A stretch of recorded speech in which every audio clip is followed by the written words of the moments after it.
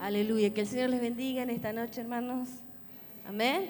Aleluya, gloria a Dios. Y vamos a orar por su palabra.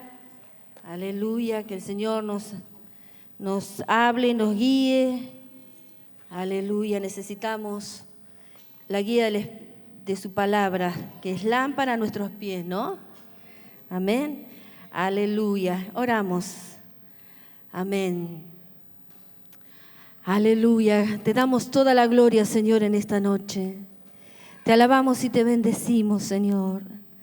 Te adoramos, te adoramos, te adoramos, te adoramos. Señor, en esta hora venimos a ti en el nombre poderoso de Jesucristo, nuestro Salvador, nuestro Señor. Venimos a ti, Señor, hambrientos de tu palabra, sedientos de tu presencia. Señor, reconocemos que solo tú eres nuestro Dios. Aleluya, y que estamos, Señor, aleluya, sometidos a la cabeza que es Cristo y nosotros somos el cuerpo y estamos unidos unos a otros, Señor, aleluya. Sabemos, Señor, que tu palabra en esta noche, Señor, aleluya, es la que nos traza el camino, aleluya, hacia la verdad, nos guía por la buena senda. Aleluya. Oh, gracias porque tu palabra, Señor, es la revelación de tu voluntad para nuestras vidas. Y oramos, Señor, que en el nombre de Jesús todo sea sujeto a ti, Señor. Todo pensamiento, Señor, aleluya. Todas las mentes, Señor, aleluya, sean tocadas por tu Espíritu Santo. Que nuestras mentes, Señor, aleluya, oh, sean, Señor, ministradas por tu presencia viva y real. Que nuestros oídos, Señor, aleluya, se abran al oír la voz de tu palabra. Oh, Señor, en el nombre de Jesús, Señor, todo lo sujetamos, Señor, aleluya, a tu autoridad, Señor, aleluya. Y declaramos que tú tienes, Señor, el pan, Señor, el alimento para cada uno de nosotros, Señor, en esta noche. Señor, oramos, Señor, en el nombre de Jesús, en el nombre de Jesús. Amén. Aleluya, gloria a Dios. Aleluya. Y vamos a mirar allí en el libro de Apocalipsis. Aleluya. Dice en el capítulo 2, versículo 2, dice, ¿cómo empieza, mis hermanos? Yo conozco tus obras. Vamos a ir más adelante en el versículo 9. ¿Cómo dice la primera parte también del versículo?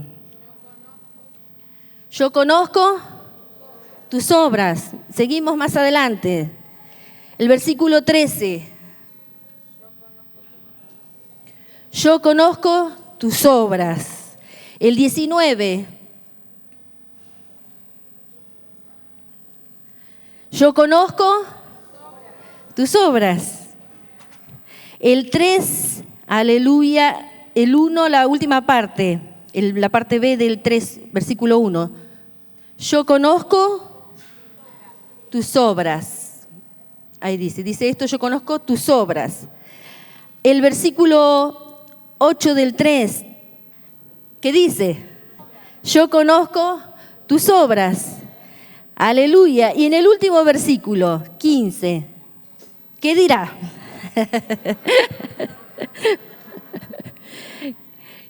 ¿Qué dirá? Yo conozco tus obras. Cuando leía las cartas yo decía, ¿cómo puede ser que se repite tantas veces, no?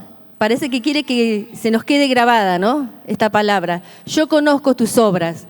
Y el Señor nos dice, yo te conozco y yo sé lo que haces. Eso quiere decir, yo sé lo que haces, yo sé lo que estás haciendo. Lo bueno y lo malo, yo te conozco. El Señor nos conoce, hermanos.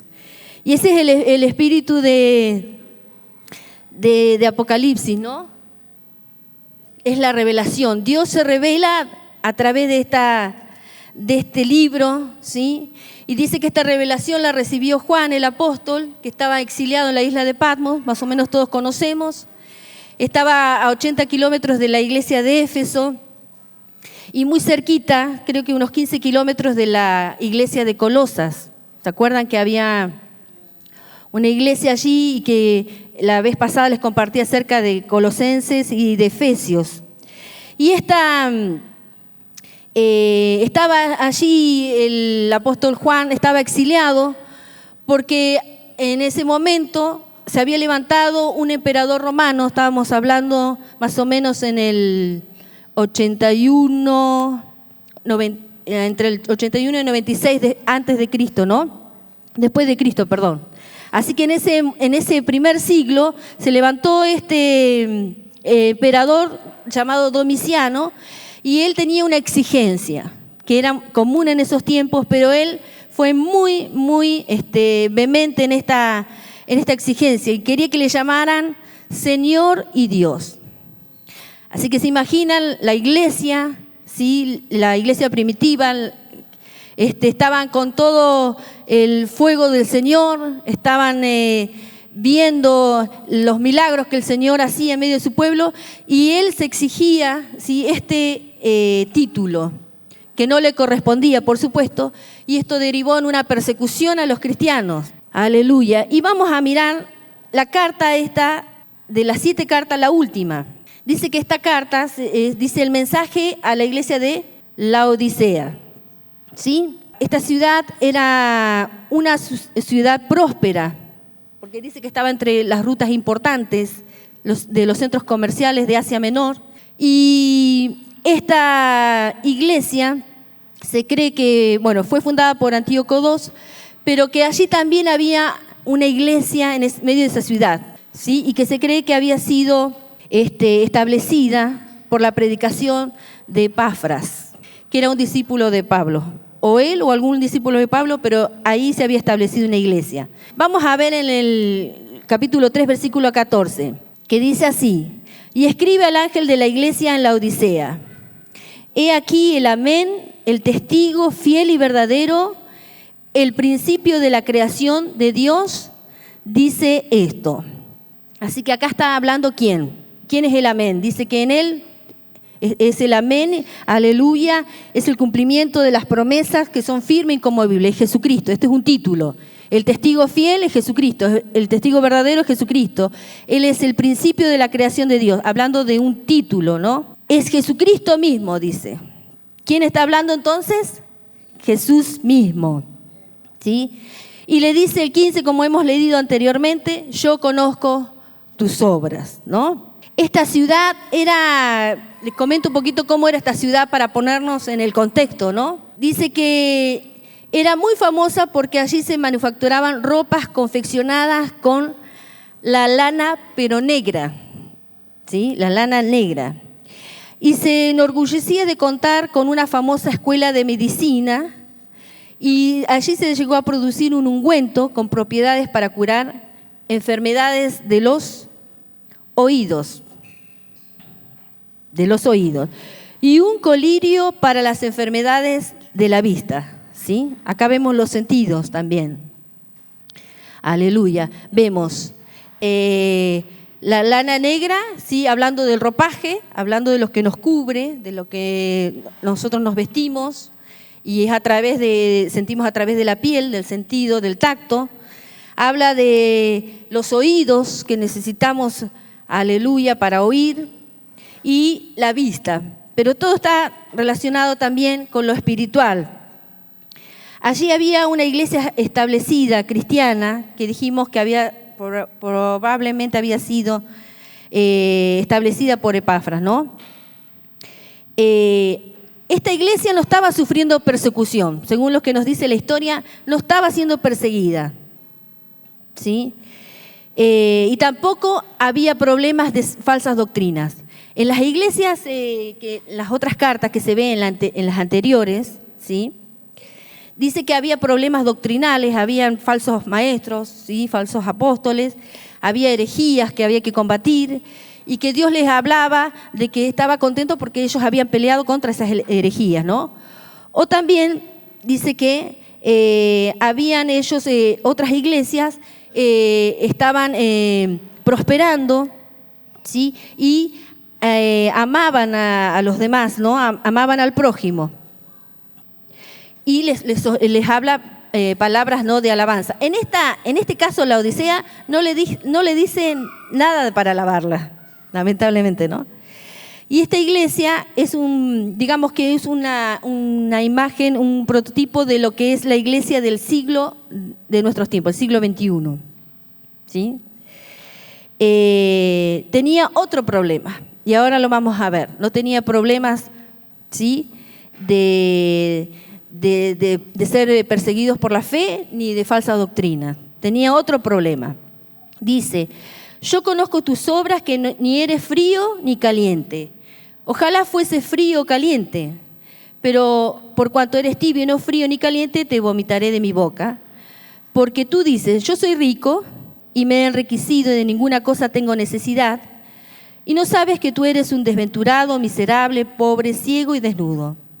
Por tanto, yo te aconsejo que de mí compres oro refinado en fuego para que seas rico, y vestiduras blancas para vestirte, y que no se descubra la vergüenza de tu desnudez, y unge tus ojos con colirio para que veas. Yo reprendo y castigo a todos los que amo. Sé pues celoso y arrepiéntete. He aquí yo estoy a la puerta y llamo. Si alguno oye mi voz y abre la puerta, entraré a él y cenaré con él y él conmigo. Al que venciere, le daré que se siente conmigo en mi trono, así como yo he vencido y me he sentado con mi Padre en su trono. El que tiene oído, oiga lo que el Espíritu dice a las iglesias. Amén, aleluya. Bueno, el Señor, como dijimos al principio, conoce nuestras obras, ¿no? Y habla del verdadero estado espiritual que tiene la Odisea. ¿Cuál es lo que le reprocha? Dice que no eran ni fríos ni calientes, ni amaban ni odiaban, no se apasionaban por nada. Esta iglesia no se apasionaba por nada, ni por lo bueno ni por lo malo. Eran indiferentes. Y acá habla comparando con el frío y el calor, ¿no? Y hablando del agua, ¿sí? El agua caliente es muy útil, sobre todo cuando tomamos un baño. Y el agua fría sirve para calmar la sed también, ¿no? En un momento de calor, ¿no? Un día caluroso. Pero ¿qué pasa cuando bebemos agua tibia? ¿A quién le gusta beber agua tibia? A nadie, ¿no? Es muy desagradable. Esto es el sentido que quiere decir, no eres ni frío ni caliente, es algo que le está desagradando, ¿sí? En ese sentido. En Éfeso los creyentes odiaban las falsas doctrinas, pero no amaban. Y en la iglesia de Tiatira amaban a las personas, pero no odiaban el error doctrinal, o sea que estaban en los extremos. Pero en la Odisea ni uno ni lo otro, ¿sí? Así que el Señor, ¿qué querrá? Que seamos fervorosos en el amor por Él y por su obra. Amén. Amén. Gracias por dos amén. Aleluya. El tema es que esta iglesia estaba en grave peligro. Porque si persistían en esa actitud, el Señor, dice, los vomitaría de su boca. Está hablando de un rechazo, ¿sí? Si no había un arrepentimiento genuino, la amenaza se iba a cumplir inmediatamente. La tibieza le es insoportable al Señor, porque Él habla, ¿no? Ojalá fuese frío o caliente, ¿sí? O sea, para Él es un desagrado esta situación, ¿sí? Esta acción sugiere rechazo y disgusto, y el Señor no tolera la tibieza. Eso es lo que está hablando aquí para esta iglesia. Esta iglesia es la del siglo XXI, se acomoda al mundo y se parece más a la sociedad que lo rodea. Habla de autosuficiencia y de mundanalidad. Debemos entonces preguntarnos en qué consiste esta tibieza, ¿sí? La indiferencia, la persona es que no se preocupa, por ejemplo, dice, por la enseñanza bíblica, no le importa si hay errores doctrinales, tampoco se preocupa por combatirlos, tiene falta de compromiso por la obra del Señor, no le preocupa su crecimiento espiritual personal y hay una pérdida del sabor del creyente, que dice que tiene que tener un sabor el creyente. ¿Saben qué sabor tiene que tener el creyente? ¿Probó alguna vez a un creyente y se lo comió? El sabor que tiene que tener un creyente es salado. ¿Por qué?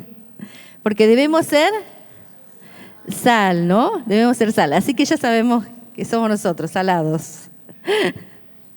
Así que si cuando pierde el sabor dice que ya no sirve para más nada, ¿no? La sal. Así que el Señor nos ayude. El creyente dice que se confunde con el mundo y dice tampoco actúa como luz. Otra de las cosas que debe ser el creyente. Sal y la otra, luz. Dos cosas. Está describiendo una iglesia que no hay una entrega verdadera, ¿sí? Y que está mezclado con el materialismo. Ojo, yo le estoy hablando de la iglesia de la Odisea, ¿eh? Pero también la palabra nos muestra en nuestra condición. Así que es una condición muy peligrosa, ¿no? Que debemos evitar. Dice, ¿cómo ha llegado a esta situación esta iglesia? En el versículo 3,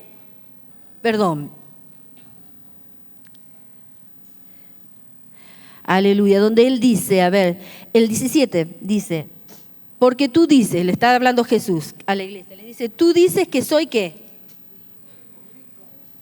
Rico, ¿qué más? Y me he enriquecido, o sea, yo soy rico por mí mismo. ¿Y qué? Y de ninguna cosa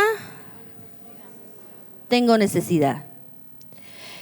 Ahora, eso es lo que dice, pero y Jesús le dice, ¿y no sabes que tú eres un desventurado, miserable, pobre, ciego y desnudo? Es para caerse de espalda todo lo que le dice. Es un desventurado, miserable, pobre, ciego y desnudo. Ella misma decía a la iglesia que no tenía necesidad de nada, que ella no veía ningún problema. La iglesia decía, no hay ningún problema, soy rico. La iglesia decía, yo soy rico, tengo todo, me he enriquecido, porque la iglesia de la Odisea, acuérdense que el contexto era una iglesia próspera, una ciudad próspera, y sin duda allí había muchas personas con un buen pasar económico, ¿no? Y dice, pero tú no sabes, y no sabes que tú eres ¿sí? Y no sabes. O sea, el diagnóstico de la iglesia era, yo soy rica y no tengo ninguna necesidad. Pero Jesús le da otro diagnóstico. Todo lo contrario. Le dice, un desventurado, un miserable, una iglesia miserable, pobre, ciego y desnudo. ¿Sí? Todo lo contrario, ¿no? Al pronóstico del Señor, al diagnóstico, perdón. La riqueza que ellos tenían era solamente materiales y no es la riqueza del Señor. Dice que esta ciudad hubo un problema, fue sacudida por como un terremoto y dice que la ciudad quedó toda destruida. Eso fue históricamente, ¿no? Y dice que esa ciudad dependía de Roma, pero ellos no necesitaron ningún recurso que les mandaran desde Roma para reconstruir la ciudad. Porque eso pasa, ¿no? Que se destruye la ciudad y después hay que volver a construir. Y dice que esta ciudad, dice, eran tan ricos, tenían tanto poder adquisitivo que ellos podían construir otra vez la ciudad y no pedir ningún recurso al Estado. Ellos solos, ¿sí?, pudieron salir adelante. Entonces, esto era lo que se llama, llamado por Jesús, el engaño de las riquezas, ¿sí?, que impide que la palabra sembrada en el corazón llegue a producir frutos. ¿Se acuerdan cuando Jesús contaba la parábola? Decía que esta semilla había caído entre espinos y que significaba que no había crecido, pero no pudo dar fruto por el afán de este siglo y el engaño de las riquezas. Porque las riquezas, sí, nosotros mismos podemos hacer que estas riquezas nos engañen. Por eso el diagnóstico de ellos era diferente. En ese proceso de enriquecerse, su corazón se había enfriado en su relación con el Señor. ¿Sabe que esa ciudad tenía tantas cosas? Dice que tenía teatros, tenía un hipódromo, tenía varias cosas donde ellos podían tomar distracción, podían tomar esparcimiento. Y esta iglesia estaba tan ocupada en tantas cosas que tenía que disfrutar en esta vida que no les quedaba tiempo para orar, tener comunión con el Señor y con los hermanos. ¿Sí? ¿Cuál era el problema entonces? Tenían un orgullo espiritual, ¿no? Que era insensato y peligroso, porque dice su palabra en Proverbios 16:18, antes del quebrantamiento es la soberbia y antes de la caída la altivez de espíritu. ¿Sí? Antes del quebrantamiento, antes de la caída, ¿qué pasa? Me muestro orgulloso, me muestro soberbio, cuidado. ¿Sí? Ellos, en lugar de depender del Señor, habían llegado a sentirse seguros de sí mismos y de sus recursos. Acuérdense que dice, no tengo falta de nada, de ninguna necesidad. De tal manera que habían excluido al Señor de sus vidas, ¿no? El problema de ellos también era que, dice, y no, volvemos al versículo, y no sabes. Pero ¿por qué era que no sabían? ¿Por qué era que ellos no se daban cuenta? Porque ellos tenían un problema que se llama una percepción inadecuada. Ellos eran ciegos espirituales. ¿Sí? Su riqueza material no era un reflejo de su salud espiritual. Ellos tal vez creían que se les debía envidiar porque tenían cosas, pero la realidad es que eran dignos de compasión, porque ahí Jesús le dice, eres un desventurado, un miserable, ¿no? Pobre, ciego y desnudo.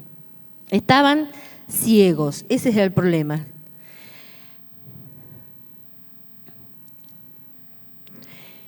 Ellos eran merecedores de lástima, solo tenían dinero. Eran pobres, ricos.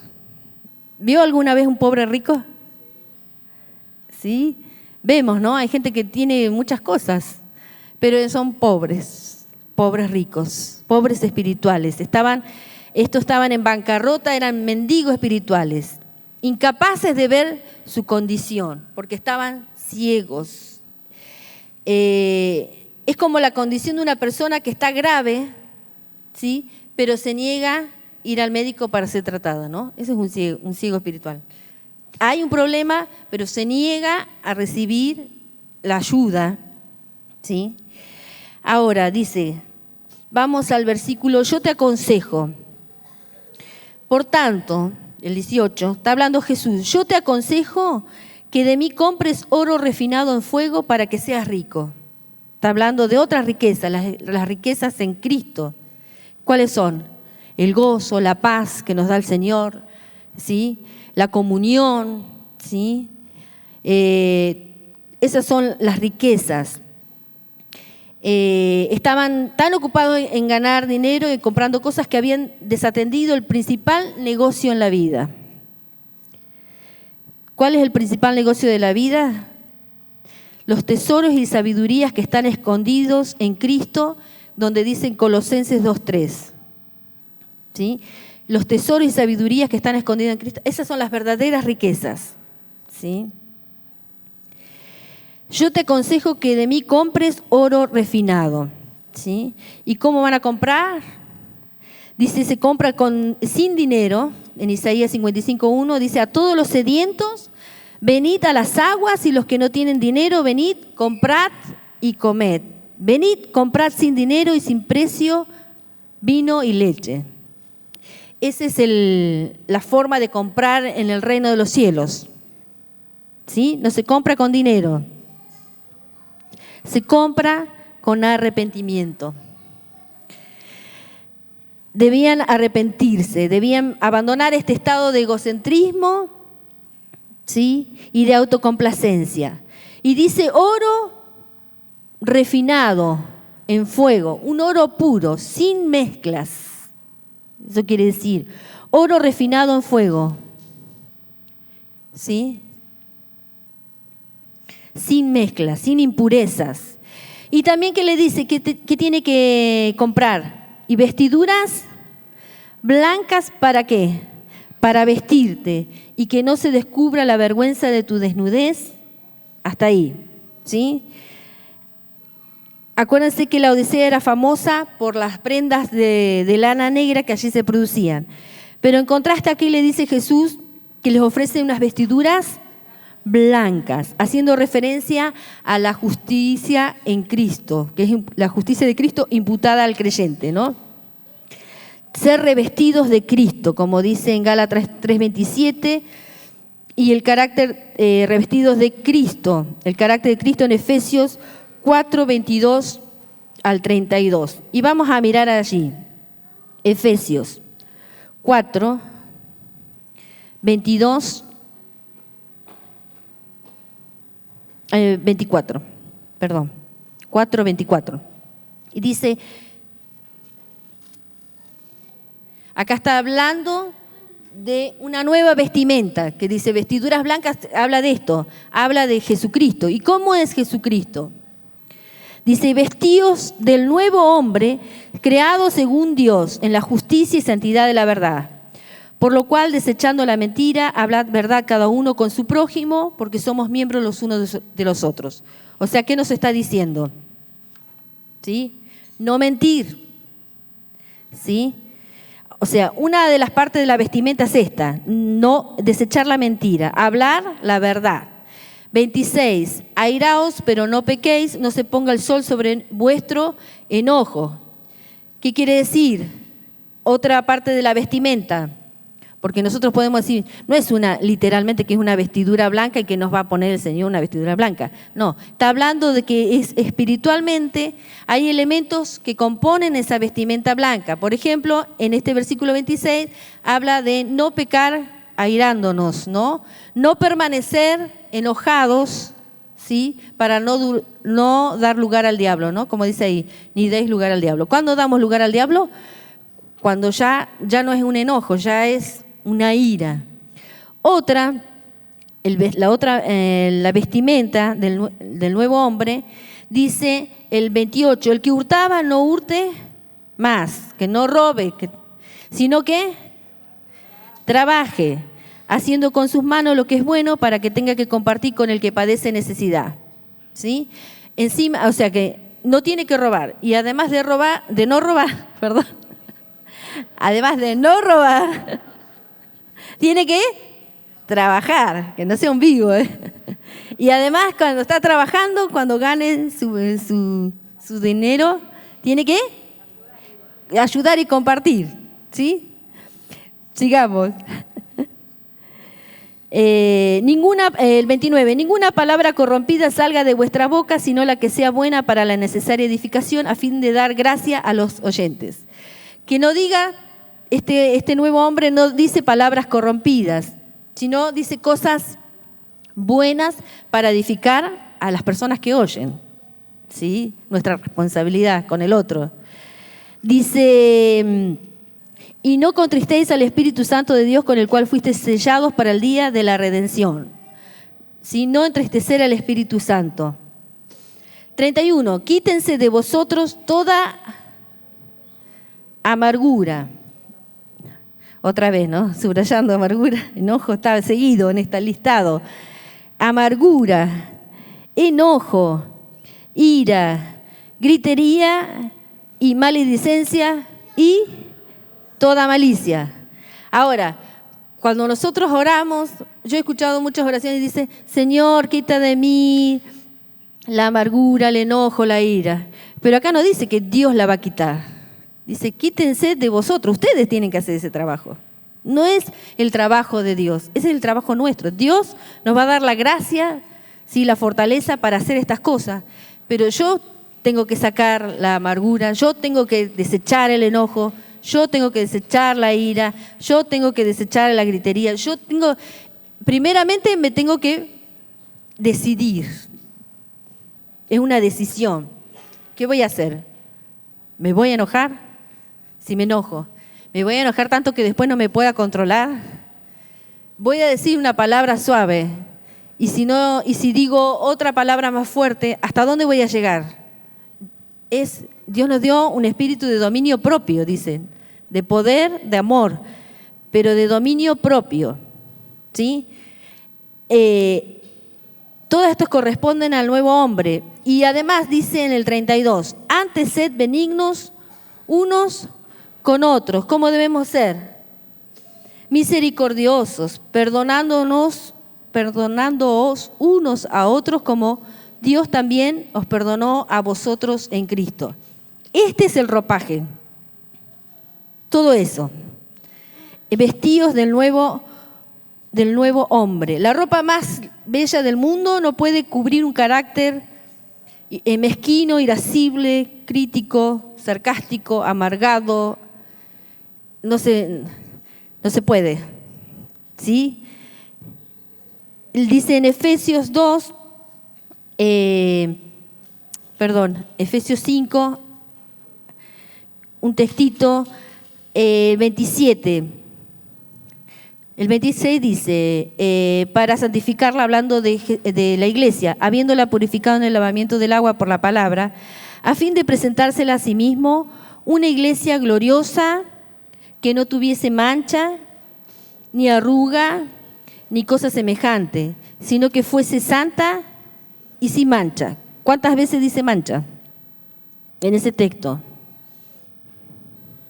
A fin de presentársela a sí mismo, una iglesia gloriosa que no tuviese mancha, ni arruga ni cosa semejante, sino que fuese santa y sin mancha. En el mismo versículo, ¿sí? Por repetición, sin mancha, sin mancha, ¿sí?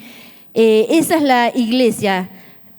Está hablando de la novia, ¿no? Que él mismo la ha purificado y la está trabajando. Dios está trabajando en medio de su pueblo. Acuérdense que cuando habla Apocalipsis y se presenta a Juan, le dice, yo soy el que ando por medio de los candeleros, ¿sí? Y él andaba mirando cómo estaba la iglesia. Habían 7 candeleros y él estaba pasando, dice, por en medio de ellas. Y estaba mirando la condición. En la Odisea necesitaban vestiduras blancas, las vestiduras que vimos, ¿no?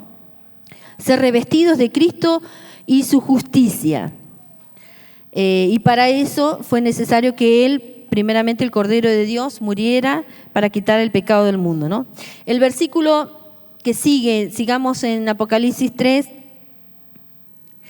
y que no se descubra la vergüenza de tu desnudez, y unge tus ojos con colirio para que veas, ¿sí? Y acá va a la raíz del problema de la iglesia.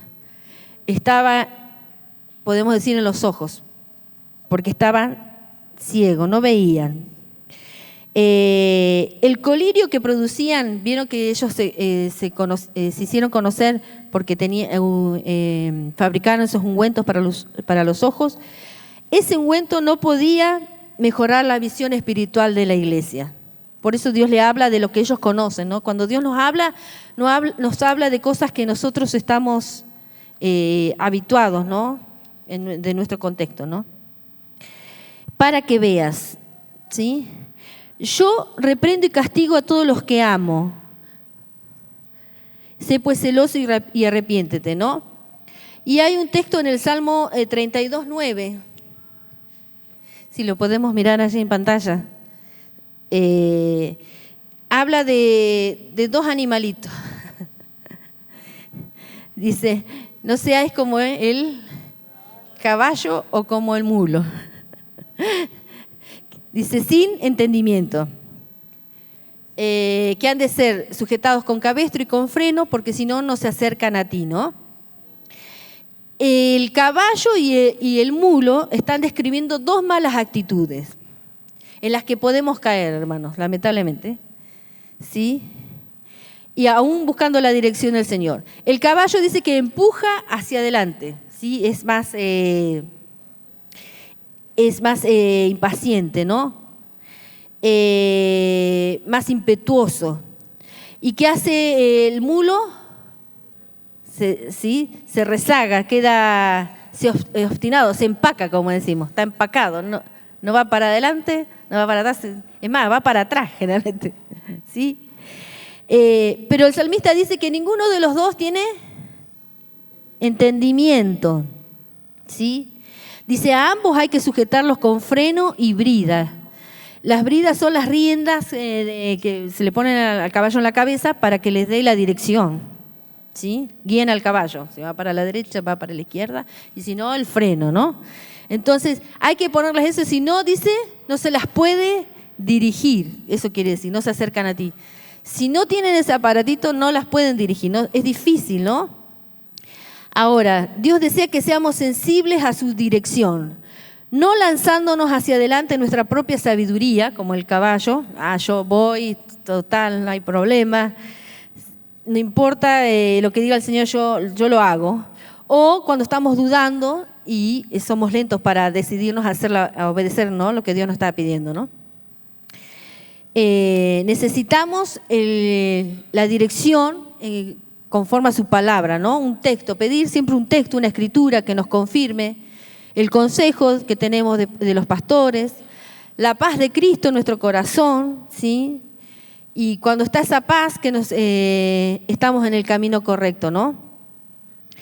Necesitamos tener un espíritu quebrantado. Allí en el Salmo 51, 17, dice: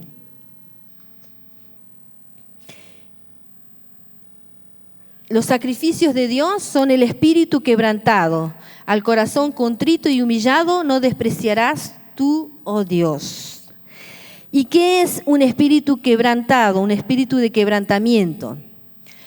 El hombre natural, dice, ninguno de nosotros está en esa condición de ser quebrantado. Habla de que somos como este caballo salvaje, que es rebelde, obstinado e impetuoso.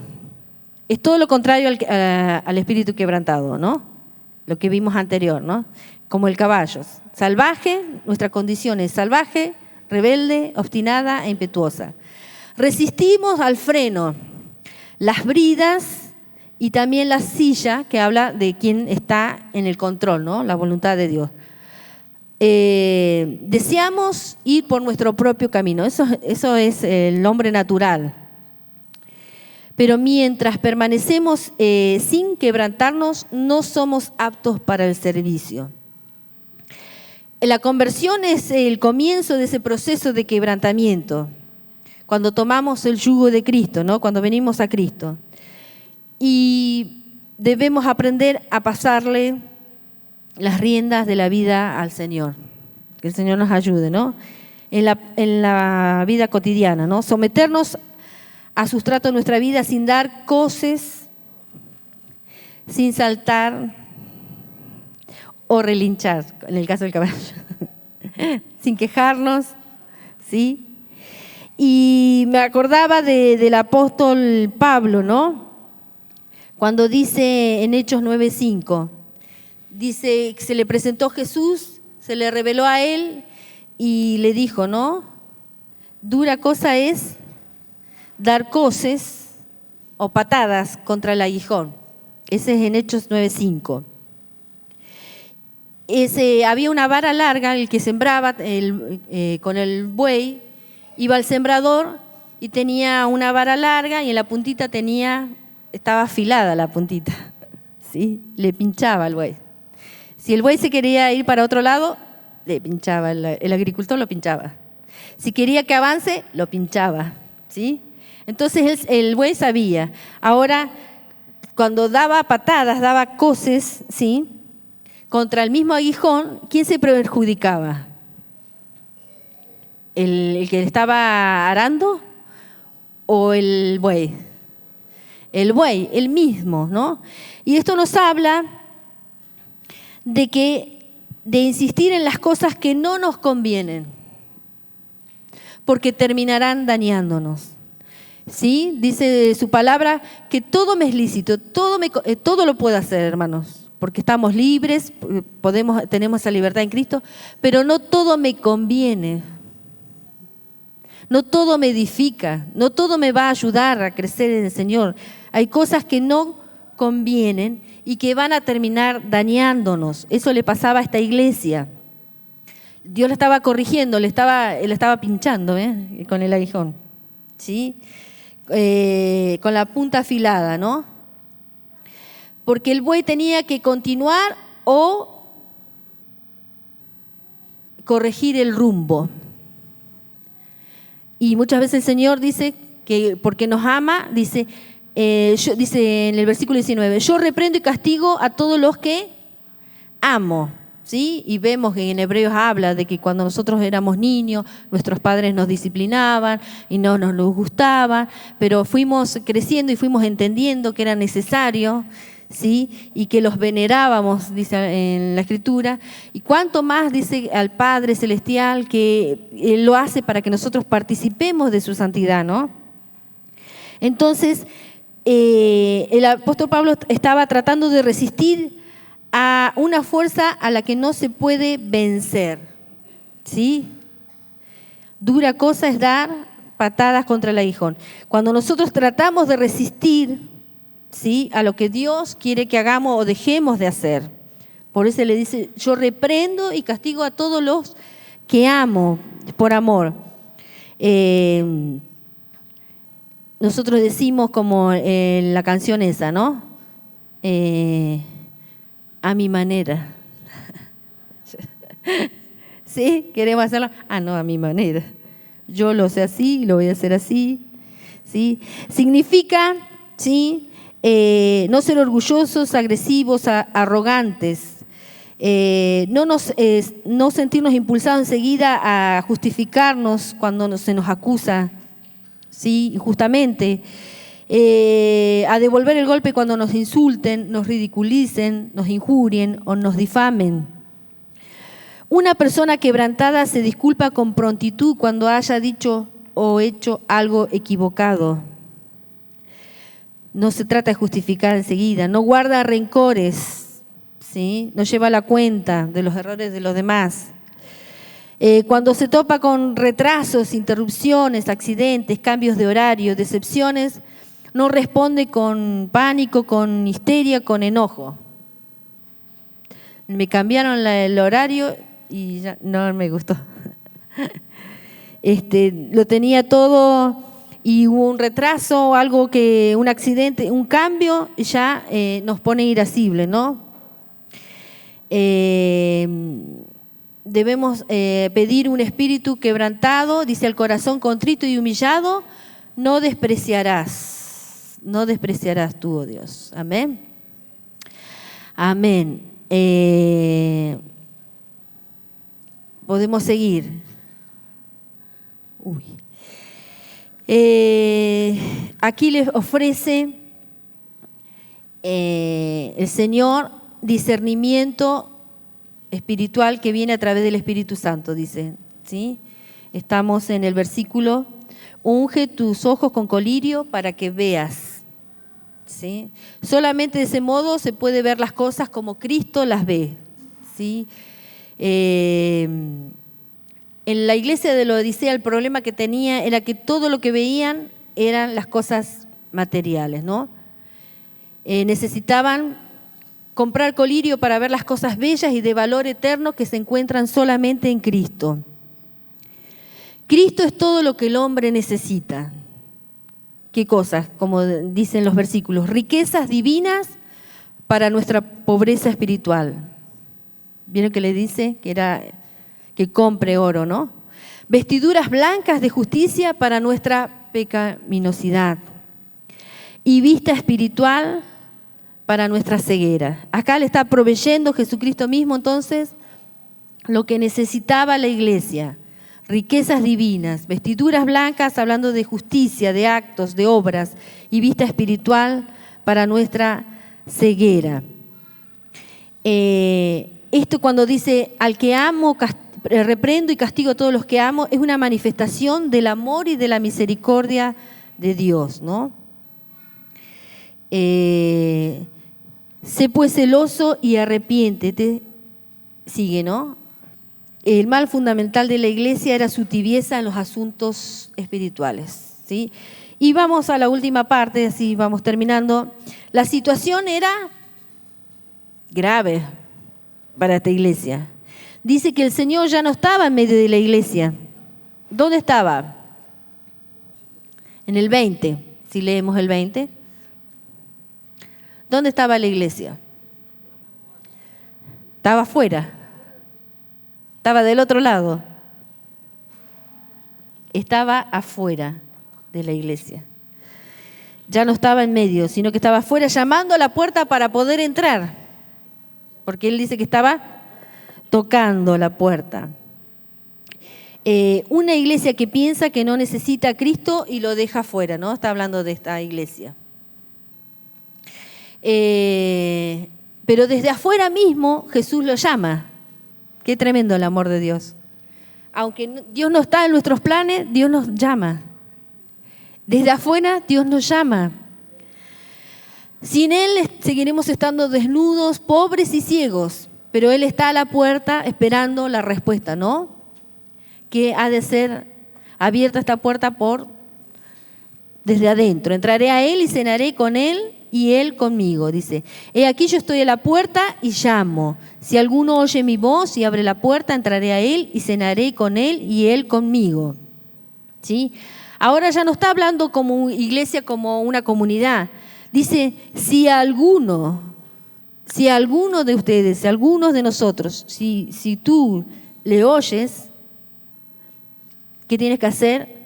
Abrir la puerta, va a entrar Él, va a tener comunión, cenaré con Él y Él conmigo. Si alguno, ¿no? Es individual, es personal.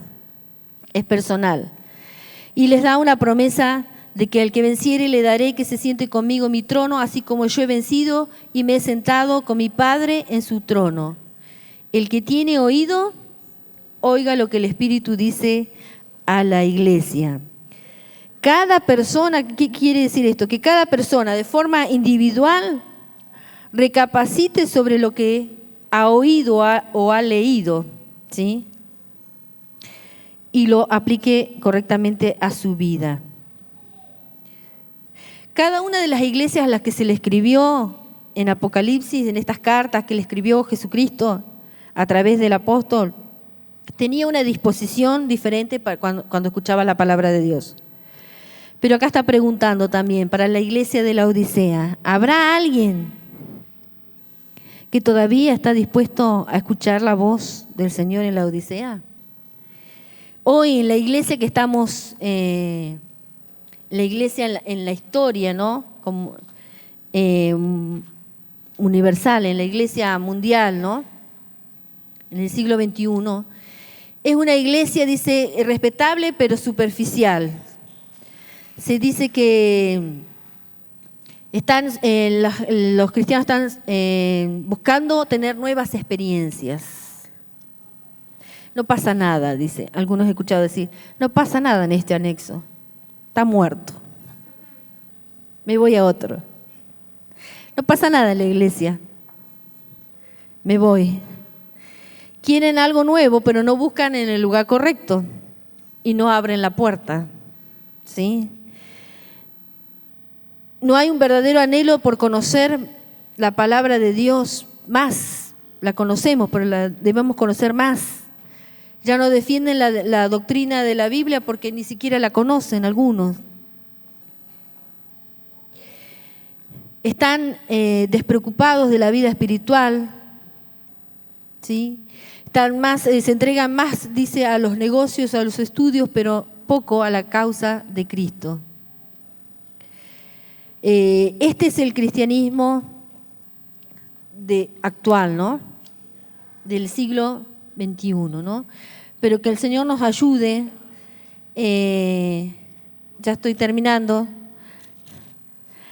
a ser de aquellos que pueden volver al Señor, ¿no? Y pedir que Jesucristo mismo alumbre nuestras vidas. En el Salmo, allí el último texto,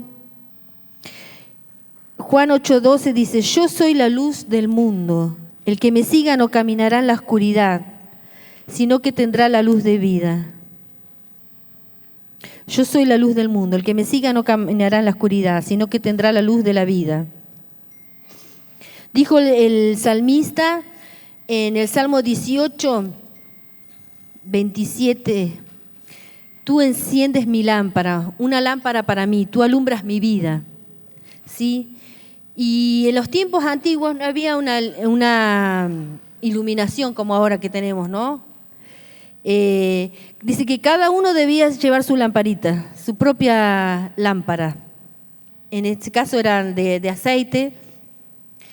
Y debía llevar consigo su propia luz para asegurarse de ir por el camino correcto sin tropezar o pisar algo peligroso o desagradable.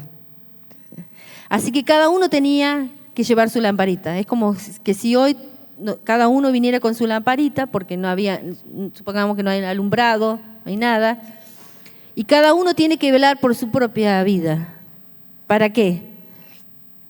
Para asegurarse de ir por el camino correcto, sin tropezar o pisar algo peligroso o desagradable, ¿no? Esa luz que cargaba no solo iluminaba el camino por el que debían andar, sino que ayudaba a que los pies no se posaran donde no debían. La palabra de Dios hace eso por nosotros, nos muestra el camino que debemos seguir porque agrada a Dios. ¿Sí? En el lugar santo había un candelabro, dice que era de oro y representaba, que tenía 7 lámparas, y que bueno, que nos habla de Jesús, ¿no? Y que esa lámpara no se tenía que apagar. Y los sacerdotes tenían que cuidar esa lámpara que no se apague, entonces había que hacerle el mantenimiento. Si la mecha crecía, vio que se empieza a alargar un humo, ¿sí? Entonces ellos tenían que cortar esa mecha, tenían que proveer del aceite para esa lámpara, ¿sí? Y esa era la responsabilidad de los sacerdotes. Nosotros somos los sacerdotes de Dios. Somos un pueblo, dice, de sacerdotes, de gente santa, un pueblo de reyes y sacerdotes, ¿no? Y es nuestra responsabilidad mantener la lámpara encendida para ver cómo estamos caminando, qué peligros hay. La luz es un símbolo de la presencia permanente de Dios en medio de su pueblo. La lámpara transmite y difunde y comunica la luz. La luz del Evangelio y de la fe es dada para comunicarla y compartirla. Él nos alumbra, Él alumbra mi lámpara, dijo el salmista. Encenderá, dice, mi lámpara. Iluminarás mi oscuridad, dice, iluminarás mis tinieblas. No sé si se acuerdan. Tú alumbras mi vida. Si Él alumbra mi lámpara, nadie la podrá apagar. Amén. Nadie la podrá apagar. Ni tampoco se apagará por falta de aceite, ni se consumirá en el transcurso del tiempo. Porque Jesús mismo está allí para proveerme del aceite, está cuidando, haciendo el mantenimiento de mi lámpara. No se apagará. Dice que es necesario limpiar las lámparas del Señor, pero que Él no las apaga. Un corazón contrito y humillado significa reconocer que somos pecadores y estamos quebrantados, y estar quebrantado significa ser humilde y estar dispuesto sobre todo a aprender. Amén. Dice, la revelación de Jesucristo que Dios le dio para manifestar a sus siervos las cosas que deben suceder pronto. Estaba mirando Apocalipsis 1:1. Suceder pronto. Y la declaró enviándola por medio de su ángel a su siervo Juan. El 3. Bienaventurado el que lee y los que oyen las palabras de esta profecía y guarda las cosas en ella escritas, porque el tiempo está cerca. 2 cosas en estos versículos. Las cosas que deben suceder pronto, en el versículo 1, para subrayar. Y en el 3, porque el tiempo está cerca. Debemos prepararnos.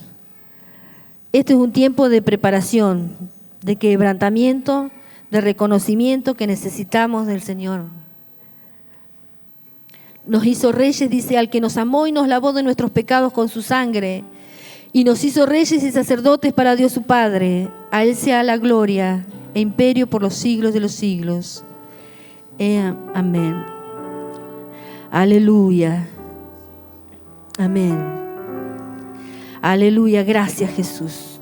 Aleluya. Que el Señor nos ayude. Podemos inclinar nuestros rostros. Examíname, oh Dios, dijo el salmista, examíname. Porque nos puede pasar como la iglesia de la Odisea. Ella se examinó y se vio y estaba bien. Estaba rica. Tenía todo, no tenía falta de nada. Eso es lo que pensaba ella. Pero si tú nos examinas, Señor, si tú nos examinas, Señor, porque yo conozco tus obras.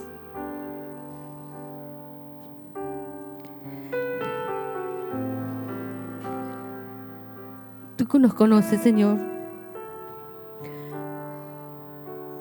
Nosotros no sabemos muchas veces quiénes somos o cómo estamos. Tal vez desventurados, miserables, pobres, ciegos y desnudos. Necesitamos, Señor, comprar el oro refinado. Comprar, Señor, para que seamos ricos espiritualmente. Necesitamos las vestiduras blancas para que tú nos vistas del nuevo hombre y que no se descubra la vergüenza. Necesitamos que tú nos unjas nuestros ojos con colirio para que veamos, Señor, realmente. Porque tú nos castigas, nos reprendes, pero porque nos amas. Yo reprendo y castigo a todos los que amo. Muchas veces, Señor, insistimos sobre cosas que nos van a dañar y pensamos que vamos a estar bien y que estamos en lo correcto. ¿Cuántas veces, Señor, nos equivocamos y tomamos decisiones tan desacertadas que nos van a dañar? Y tú nos adviertes en tu palabra. Que tengamos entendimiento, Señor, como iglesia. Que no seamos, Señor, como el caballo o el mulo que dice tu palabra, que necesitan a alguien que las dirige, pero muchas veces no quieren rendirse, no quieren tener ese espíritu quebrantado. Señor, ayúdanos a no resistirnos a hacer tu voluntad, a hacer lo que tú nos estás hablando. Señor, aleluya, que podamos tener oídos para oír. Señor, como dice tu palabra en esta escritura de Apocalipsis, el que tiene oído, oiga lo que el Espíritu dice a la iglesia.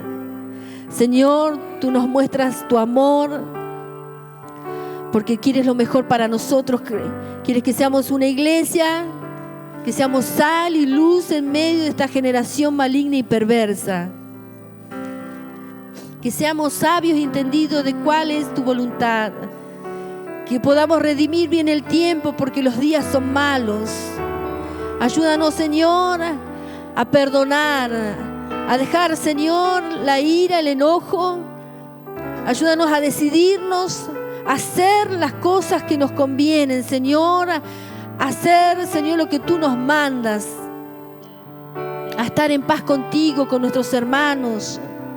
Ayúdanos en nuestro carácter, Señor, que sea un verdadero carácter cristiano, Señor amado. Ayúdanos a estar, a crecer en la gracia, en el conocimiento de Dios, pero en la gracia, a crecer en la comunión, Señor. Ayúdanos, Señor, a abrir la puerta en este tiempo, Señor, aleluya, y a estar contigo. Porque tú nos anhelas celosamente. nos anhela celosamente. Tu palabra lo dice. Tú nos anhelas celosamente, nos quieres para ti, no nos quieres compartir con el mundo, no nos quieres compartir, Señor. Tú nos quieres para ti, Señor. Somos tuyos. Ayúdanos a darte el control de nuestras vidas. Ayúdanos, Señor, a pedir el consejo de tu palabra, a pedir, Señor, la guía de tu Espíritu Santo. Ayúdanos a ser, Señor, humildes de corazón, Señor, a reconocer nuestras necesidades ante ti y que necesitamos, Señor, en este tiempo tu ayuda, Espíritu Santo. Sigue trabajando en medio de tu pueblo, de tu iglesia. Señor, aleluya, examínanos, Señor, en este tiempo. Examíname, aleluya. Ve si en mí hay camino de perversidad y si no, guíame al camino eterno. Necesitamos la luz de tu palabra, la luz de tu Espíritu Santo. Alúmbranos, Señor, alúmbranos, Señor, alúmbranos, Señor, aleluya. Te damos gracias, Señor, en esta hora. Te damos gracias también por las vidas que están aquí escritas, que están necesitando una intervención, Señor, en sus cuerpos. Aleluya, en el nombre de Jesús, en el nombre de Jesús. Señor, oramos, Señor, por estas vidas, que sean libres, Señor, aleluya, de todo tormento, de toda, Señor, acechanza del enemigo. Oh, en el nombre de Jesús, Señor, oramos, que pongas tu mano, Señor, sobre nuestros hermanos que están enfermos, Señor. Enviamos la palabra de vida, de salud, la palabra que levanta, Señor, la palabra que vivifica, Señor, los cuerpos, que en el nombre de Jesús, Señor, sean tocados, Señor, aleluya, en el nombre de Cristo, sean sanados, Señor, aquellos que necesitan una intervención, Señor, sobrenatural, estés operando, Señor, en sus cuerpos y se haga, Señor, conforme a tu voluntad en las vidas, Señor, en el nombre de Jesús, en el nombre de Jesús, bendecimos estas vidas que están aquí escrita. Señor, creemos, Señor, que tú vas a hacer, Señor, tu voluntad en ellos. Y te declaramos, Señor, el Rey de nuestras vidas, el dueño de nuestras vidas. Señor, te damos gracias, Señor. En el nombre de Jesús, sigue trabajando en nuestros corazones, hablándonos por tu buena palabra. En el nombre de Jesús. Amén. Aleluya. Gracias.